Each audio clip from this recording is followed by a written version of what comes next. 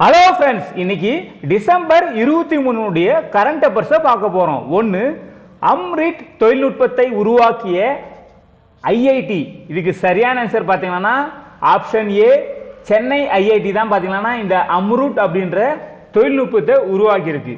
இதனுடைய முக்கிய நோக்கம் அப்படின்னா நீரிலிருந்து ஆர்சனிக்கை பிரித்து எடுக்கிறது தான் இதனுடைய முக்கிய நோக்கம். ஆர்சனிக் அப்படின்றது ஒன்றும் இல்லை, இயற்கையாகவே கிடைக்கிறது தான் இந்த ஆர்சனிக். ஆனால் நீரில் இது நச்சுத்தன்மையை கிரியேட் பண்ணுது. அது ஒரு குறிப்பிட்ட அளவு தான் இருக்கணும். இதை நீக்கிறதுக்கு இரும்பு ஆக்சி ஹைட்ராக்சைடை பார்த்தீங்கன்னா நம்ம தண்ணிக்குள்ள உட்செலுத்தி இந்த ஆர்சனிக்கை பிரித்தெடுக்கிற அந்த முறை தான் இந்த அம்ரிட். ஓகே, இந்த அம்ரிட் அப்படின்ற தொழில்நுட்பம் எதுக்காக எடுத்துன்னு வராங்க? ஏன் இந்த தண்ணியை சுத்தப்படுத்தணும்? இந்த மாதிரி தண்ணியை சுத்தப்படுத்தி 2024க்குள்ள இந்தியாவில் உள்ள அனைத்து கிராமத்திலையும் சுத்தமான குடிநீர் மக்களுக்கு கொடுக்கணும் அப்படின்னு சொல்லிட்டு நம்மளுடைய பிரதமர் மோடி அவர்கள் சொல்லியிருக்காங்க 2024க்குள்ள. ஸோ அதனால தான் சென்னை ஐஐடி கூட இந்த ப்ராஜெக்டை ஒப்படைச்சு இதை டெஸ்ட் பண்ணியிருக்காங்க. இப்போ இதை பார்த்தீங்கன்னா நாடாளுமன்ற நிலைக்குழுக்கு அனுப்பிச்சு இதை யூஸ் பண்ணலாமா வேணாமான்றதை டெஸ்ட் பண்ணி 2024 கண்டிப்பாக ரூரல், அதாவது கிராமத்தில் இருக்கிற மக்களுக்கு ஒரு நாளைக்கு ஒரு பர்சனுக்கு 55 லிட்டர் தேவைப்படுதுன்ற மாதிரி ஒரு கணக்கு சொல்லியிருக்காங்க. ஸோ பின்னாடி அதிகாரப்பூர்வமாக அறிவிப்பாங்க எவ்வளோ அப்படின்ற மாதிரி ஒரு குடும்பத்துக்கு. ஓகேங்களா? அதுக்காக தான் இந்த அம்ரிட் என்ற தொழில்நுட்பத்தை சென்னை ஐஐடி உருவாக்கியிருக்கு. ரெண்டாவது, நாட்டிலேயே முதல் முறையாக ஒரு வருடத்தில் 100 மில்லியன் பயணிகளை ஏற்றி செல்லும் இந்தியன் ஏர்லைன்ஸ், அதாவது இந்திய ஏர்லைன் எது? ஓகேங்களா? இதுக்கு சரியான answer option C, indigo airline தான். பாத்தீங்களா, இந்த வருஷத்துல கிட்டத்தட்ட 10 கோடி மக்கள், 100 மில்லியனா 10 கோடி மக்கள், 10 கோடி மக்களை பாத்தீங்கன்னா பிளைட்ல டிராவல் பண்ண வச்சிருக்கு. ஓகேங்களா? இதுவரையும் ஒரு இந்தியன் ஏர்லைன்ஸ் இவ்வளோ பேரை டிராவல்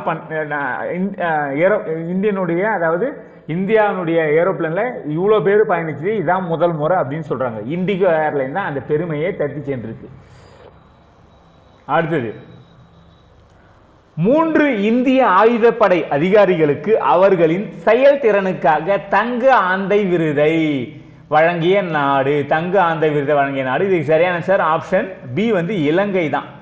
இலங்கை தான். பார்த்தீங்களா, இலங்கையினுடைய இப்போது அதிபராக இருக்க ரணில் விக்ரமசிங்கே தான் நம்மளுடைய இந்த வீரர்களுக்கு பார்த்தீங்கன்னா அவங்களுடைய சிறந்த செயல்திறனுக்காக தங்க ஆந்தை விருதை கொடுத்திருக்காரு.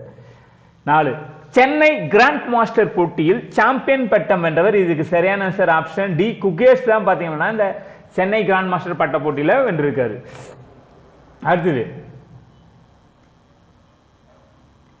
தேசிய அளவில் 10ஆம் வகுப்பு இடைநிற்றல் விகிதத்தில் முதலிடம் பிடித்த மாநிலம். இதுக்கு சரியான ஆன்சர் பார்த்தீங்கன்னா ஆப்ஷன் பி, ஒடிசா. அதாவது 10th முடிச்சுட்டு அதுக்கு அடுத்து போகாம 10ஆவதோடு நின்ன மாநிலத்தில் நம்பர் 1 ஒடிசா. இடைநிற்றல்ன்றது நம்மளுக்கு அவமானம். 10க்கு அடுத்து நம்ம ஒரு டிப்ளமாவோ இல்லை ஒரு ஐடிஐயோ இல்லை ஒரு டிகிரியோ இல்லை ஒரு +2 11வது 12வது படிச்சுட்டு நம்ம அப்புறமா இன்ஜினியரிங் போகிறதோ அந்த மாதிரி போறதுதான் பெஸ்ட். ஆனா 10ஆவதோடு நின்றாங்க போறாங்க. அதுல நம்பர் 1 பாத்தீங்கன்னா ஒடிசா 49.9% பேர் பாத்தீங்கன்னா 10th நின்னுறாங்க அப்படின்றாங்க. அதுக்கு அடுத்தது பீகார் 42.1% பாத்தீங்கன்னா 10ஆவதோடு முடிச்சிடுறாங்க. குஜராத் 28.2%. அடுத்தது ஆந்திர பிரதேசம், நம்ம சவுத் இந்தியாவில் ஆந்திர பிரதேசம் 28.3. அடுத்தது தெலுங்கானா 27.4, கர்நாடகா 28.3, நம்ம தமிழ்நாடு மட்டும்தான் 9%. ஓகேங்களா? இடைநிற்றல்ல ரொம்ப ரொம்ப கம்மி. இதில் நம்பர் 1 இருக்குது பார்த்தா மணிப்பூர். மணிப்பூர் பார்த்தீங்கன்னா கிட்டத்தட்ட 0ன்றாங்க. படிக்கிறவங்க எல்லாருமே ஹையர் டிகிரிக்கு போகிறாங்க. மணிப்பூரில் 0% இடைநிற்றலே கிடையாது அப்படின்றாங்க. டெல்லி பார்த்தீங்கன்னா 1.3%. ஓகேங்களா? நம்ம ஓரளவுக்கு பரவாயில்ல. பட் இருந்தாலும் நம்மளும் அந்த 0 நோக்கி போகணும். யாருமே 10th முடிச்சுட்டு அதோட நிப்பாட்டாம எல்லாரும் உயர்கல்வி நோக்கி போய் எல்லாருமே முன்னேறணுன்றது தான் நம்மளுடைய நாட்டினுடைய பிரதமர் அவர்களுடைய, நம் மாநிலத்தினுடைய முதலமைச்சர் அவர்களுடைய முக்கியமான குறிக்கோள். அடுத்தது, பத்மஸ்ரீ விருதை திருப்பி அளித்த மல்யுத்த வீரர். இதுக்கு சரியான ஆன்சர் பார்த்தீங்கன்னா ஆப்ஷன் ஏ, பஜ்ரங் புனியா அப்படின்றது தான். பார்த்தீங்கன்னா அதாவது பத்மஸ்ரீ விருது வந்து திருப்பி கொடுத்துட்டாரு, மல்யுத்த வீரர் இவர். இதை ஏன் இவர் திருப்பி கொடுத்தாரு அப்படின்னா, இவர் திருப்பி அனுப்பியிருக்காரு, பட் ஆனால் அதை வந்து கவர்மெண்ட் வந்து வாங்கிக்கல, மத்திய கவர்மெண்ட், சென்ட்ரல் கவர்மெண்ட். உடனே இவர் நாடாளுமன்றத்துடைய வளாகத்தில் எதுவும் அந்த விருது வைக்கிறார். விருதை வச்சுட்டு உடனே அதில் ஒரு லெட்டரையும் வைக்கிறார். அந்த லெட்டரில் என்ன சொல்றாரு, எக்ஸ் வலைத்தளத்தில் வந்து அவர் போட்டிருக்காரு. என்ன சொல்றாருன்னா, கிட்டத்தட்ட அதாவது சாக்ஷி மாலிக் அப்படின்ற ஏற்கனவே ஒரு மல்யுத்த வீராங்கனை இருக்காங்க, அந்த பெண்ணுக்கு நடந்த கொடுமையை பற்றி சொல்றாரு. அதாவது அவங்க வந்து பாலியல் ரீதியா அதாவது துன்புறுத்தப்பட்டிருக்காங்க. ஏற்கனவே இருந்த மல்யுத்த சங்கத்தினுடைய தலைவர் பிரிஜ் பூஷன் அப்படின்னு சொல்லிட்டு அவரால் வந்து பாத்தீங்கன்னா அவர் வந்து பாலியல் ரீதியாக தூண்டப்பட்டிருக்காரு. அதை வந்து கம்ப்ளைனா பண்ணும்போது சென்ட்ரல் கவர்மெண்ட் பார்த்தீங்கன்னா அதை வந்து ஏற்றுக்கல, சரியா விசாரிக்கல. உடனே போராட்டம் பண்ணாங்க. அப்புறமா கவர்மெண்ட் கூப்பிட்டு இல்லை நாங்கள் அவர் விசாரிக்கிறோம்னு சொல்லிட்டு அவர் வந்து அந்த தலைவர் பதவி வந்து ரிசைன் பண்ணிட்டார். அதுக்கடுத்து பார்த்தீங்கன்னா எலெக்ஷனே நடத்தாமல் இருந்தாங்க. ஓகேங்களா. இப்போ வந்து ரீசெண்டாக பார்த்தீங்கன்னா சஞ்சய் சிங், நேற்று தான் சஞ்சய் சிங் சொல்லிட்டு வந்து அவர் வந்து தலைவராக தேர்ந்து. ஆனால் பட் இவரும் பார்த்தீங்கன்னா இவரோட ஃப்ரெண்டுன்றாங்க. ஸோ இந்த நிலைமையில பார்த்தீங்கன்னா ஸோ இவரோட ஃப்ரெண்டுன்னா அவருக்கு சாதமாக தான் இருக்கும். அப்போ மறுபடியும் இவருடைய அந்த பாலியல் சீண்டல் மீண்டும் தொடருன்றதுக்காக இதை வந்து இவங்க எதிர்க்கிறாங்க. அப்போ இவர் வந்து பிரதமர்கிட்ட சொல்றாரு, நாங்கள் பலமுறை வந்து சொன்னோம், மத்திய உள்துறை அமைச்சரும் கண்டிப்பாக நாங்கள் இந்த கேஸை எடுக்கிறோம் நாங்கள், பட் இதுவரையும் எந்த மூவ்மெண்ட்டும் இல்லை, உங்களுக்கு நிறைய வேலை இருக்கும். பிரதமரை பார்த்து இவர் சொல்றாரு, இல்லை ஐயா உங்களுக்கு வந்து நிறைய வேலை இருக்கும், நான் இல்லைன்னு சொல்லலை, பட் ஆனால் நாங்களும் இந்த இந்தியாவில் ஒரு கௌரவமான ஒரு வீராங்கனைகள் தானே, எங்களுக்கு அர்ஜுனா அதான் இந்த மாதிரி விருதெல்லாம் கொடுத்துருக்கீங்க, பத்மஸ்ரீ விருதெல்லாம். ஸோ நீங்கள் எங்களுடைய கோரிக்கையை பரிசீலிங்க, உண்மையிலே இந்த மாதிரி பிரச்சனை நடந்துதான் இருக்கா இல்லையான்றதை பரிசீலித்து எங்களை நீங்கள் கன்சிடர் பண்ணணும்னு சொல்லிட்டு ஒரு உருக்கமான லெட்டரை எழுதி வச்சிருக்காரு. கண்டிப்பாக நம்முடைய பிரதமர் அவர்கள் கண்டிப்பாக இதை பரிசீலிப்பார்னு நினைக்கிறேன். ஓகேங்களா. ஓகே, அடுத்து 7வது, PM ஸ்ரீ பள்ளி திட்டத்தில் சேராத மாநிலம் ஆப்ஷன் ஏ தமிழ்நாடு தான். PM ஸ்ரீ பள்ளி திட்டத்தில் சேராம இருக்கிற ஒரு மாநிலம். PM ஸ்ரீ அப்படின்னா என்ன? பிரதமர் PM ஸ்ரீ அப்படின்றது ஒன்றும் இல்லை, அதாவது பிரதமருடைய இது ஒரு திட்டம். அதாவது பள்ளிகளுக்கு பார்த்தீங்கன்னா கண்டிப்பாக வந்து பார்த்தீங்கன்னா முக்கியமாக நல்ல ஒரு அதாவது ப்ராக்டிக்கலாக சொல்லிக் கொடுக்குற ஒரு பாடத்திட்டம். இப்போ நம்ம என்ன எல்லாமே புக்கில் ஏட்டளவில் தான் சொல்லுவோம், இது யானை.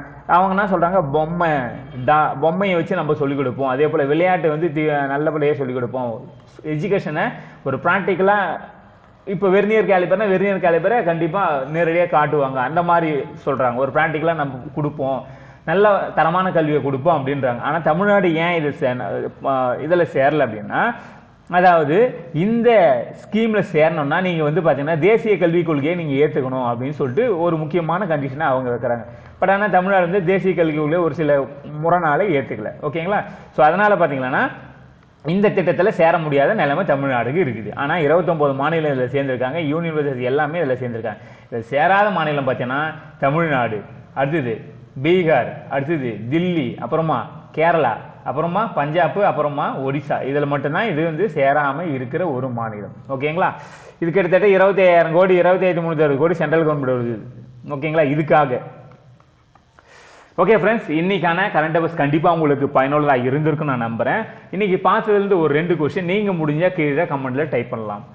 அம்ரிட் அப்படின்ற அந்த டெக்னாலஜியை உருவாக்கி IIT, இது வந்து குடிநீருக்காக எந்த IIT? நம்பர் 1. அடுத்து 2வது, தேசிய அளவில் இடைநிற்றல் வந்து அதிகமாக இருக்கிற மாநிலத்தில் நம்பர் 1 பிடித்த மாநிலம் என்ன? இந்த 2 கொஸ்டினுக்கு ஆன்சரை நீங்கள் வந்து கீழே கமெண்ட்டில் டைப் பண்ணுங்கள். கண்டிப்பாக ஒரே ஒரு முடிஞ்சால் பிடிச்சிருந்த ஒரு லைக் பண்ணுங்கள், ஷேர் பண்ணுங்கள், சப்ஸ்கிரைப் பண்ணுங்கள். மீண்டும் நம்ம நாளைக்கு இதே மாதிரியான கரண்ட் அஃபேர்ஸ் எல்லாம் பார்க்கலாம். ஓகே ஃப்ரெண்ட்ஸ், தேங்க்யூ, பாய்.